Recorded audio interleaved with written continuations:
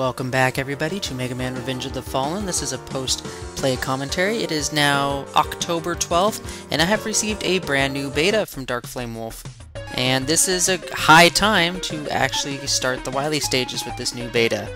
So, from last we checked, we have defeated everything, and now it's on to the Wily Fortress, which happens to be the Mega Man 6 incarnation. Of all incarnations. Instead of a new one, we get an old one.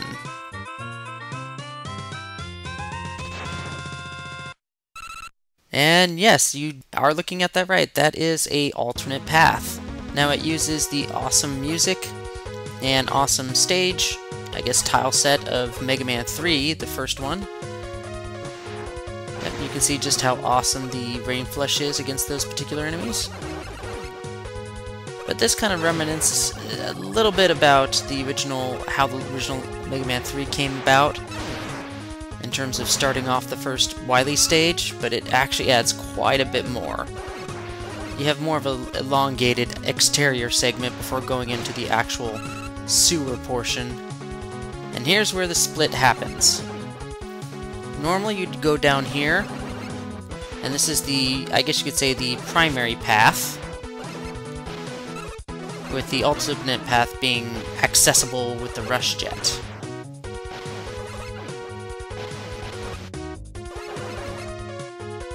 Now there's a lot of low overhangs here, so you gotta be careful. And if you're really good, you can snag that extra life, but guess what? I just got one anyway, so it doesn't matter.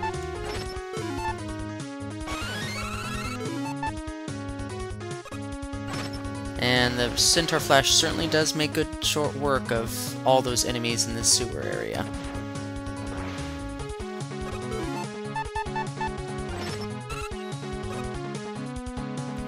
I'm kind of just showing off the weapons and how useful they are as you go through the level.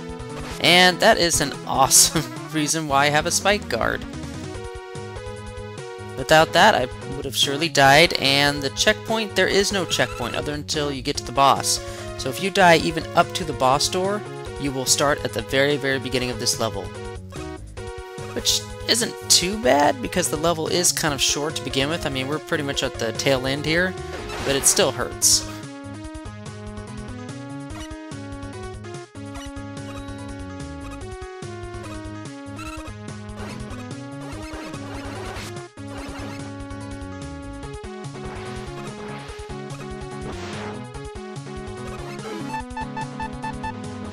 But yeah, all these weapons are insanely useful, and I just can't believe how much they pretty much got each weapon highly useful in quite a lot of situations. So kudos for making even useless weapons useful again. And we have a repeat boss, the Kamagoro Maker. I can't pronounce that, I think. I don't think I got that pronunciation. But for the most part, it pretty much plays out the same until you kill your first turtle and then realize the turtle is not the target anymore. The turtle is a distraction and is the only way to get the machine, the maker, to come down into the water where it becomes vulnerable. I guess it has some sort of weird mechanism shield that doesn't deactivate until it gets fully submerged, and that's when you have to strike it, is when it's underwater. If you try and hit it now while it's above water, you can't do any damage to it. No weapons do damage to it. So you have to wait till it comes under the water. And that, I think, adds a vastly different dynamic to the overall battle. And it gets really hectic towards the end. Especially when you have multiple turtles, like now, flying all over the place. And of course, you know, the machine ain't no slouch either. I mean, oh gosh, then it does this. It goes around in a circle of the main platform. And if you get stuck underneath the platform and you have no place to go but down to the spikes, well, you just toss the battle for it. Yeah, I'm sure there's a way of getting through this without taking a hit, but it's going to be extremely hard for anybody who wants to do that. Especially Buster only. That, I don't even want to imagine. So for a first Wily boss, this is actually pretty good. I mean, it's fun, it's interesting, it takes the idea of the original Komagoro machine from Mega Man 3 and just adds quite a brand new dynamic to it.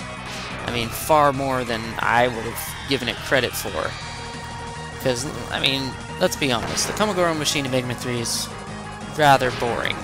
This one feels wild, unpredictable, and challenging. Seriously challenging. I had to use an energy tank because I wasn't even sure if I was going to survive the next, points of damage here. And of course it has that one final desperation attack at the end. But there is the first Wily stage and the first boss down. What more could he throw at us? Okay, for the first and only Divergent Path, you're going to need the Rush Jet. There is no other way. Unless you want to Tornado Blow, use your Spike Guard, and then Yamato Spear up. That's another alternative, but it just seems wasteful to me. And speaking of Tornado Blow, that's an easy way to make that jump. Although it's not necessary, it's just easier.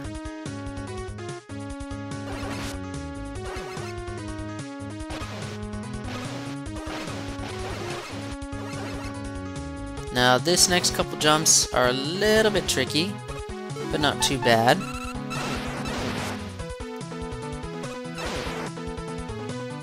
And that is how you get your first eating piece in the castle. Not too bad at all. And that is how the alternate path reconnects back up to the main path.